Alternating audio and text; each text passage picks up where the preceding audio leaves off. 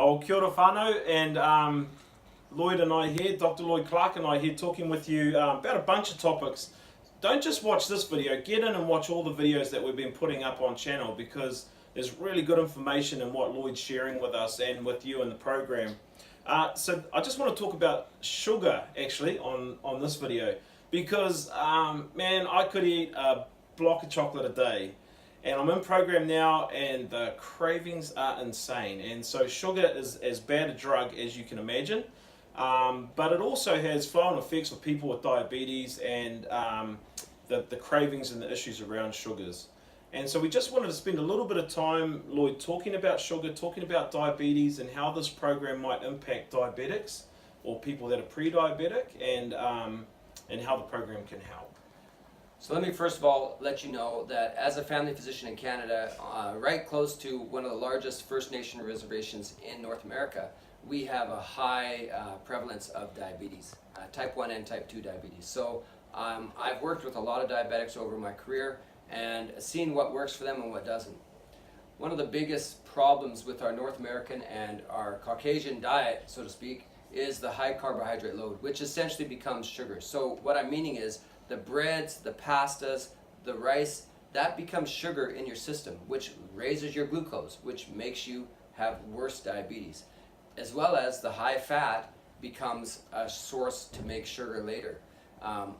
That's one of the problems with the diet, with the diets of normal people. And diabetics are no excuse to that. In fact, if diabetics could be stricter, and on program means stricter, then they would be able to curtail their sugar ingestion, and that would leave them with a lot less need for medication. Plus, one of the main reasons that diabetics need more medication is because they get more resistant to it. Old fat that we've had a long time develops a resistance to our own body insulin. When you lose weight, that resistance to your natural insulin disappears and you become more sensitive to it. So I would have a couple of cautions. If you're on program and you take insulin, you need to check your glucometer regularly, and that means at least twice a day. You should be checking it often prior to your insulin, because you may need less insulin, and you should be checking so you know how much your sugar is and know what your insulin should be corresponding to that level of glucose. And that would mean consulting your physician about that. If you're on medications such as metformin, Glumetza, Gluconorm, these are North American trade names, so I don't expect them to be exactly the same, but metformin is universal. You also need to be looking at what does your glucometer look like, and so you get an idea of what's wrong. Because if you have a headache and you attribute it to just a normal headache, but it's actually a low glucose because you took more medicine than you should have and you didn't eat enough, that could be dangerous. We don't want you to be dangerous. We want you to be smart.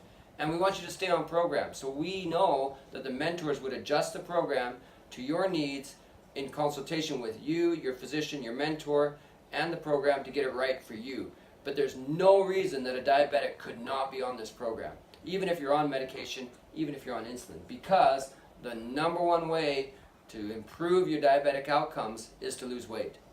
Yeah, and we've had plenty of people that Danielle's worked with and that I've mentored that go back to their doctors and their GPs and they're like, man, I'm going to halve your diabetes medicine. Yeah. We're seeing people reverse diabetes. And I think for me personally, like I mean, I've said goodbye to breads. I'm not interested in hot chips and potatoes and pastas and rice and all that. Those white things, those bad white things, right? Gone. Like, not interested. The brown things like chocolate, still a little bit of a problem. But I'm hoping this month to curtail that. Stick around, whānau, we've got some more answers for you, and we'll be back with you shortly. Mauri ora.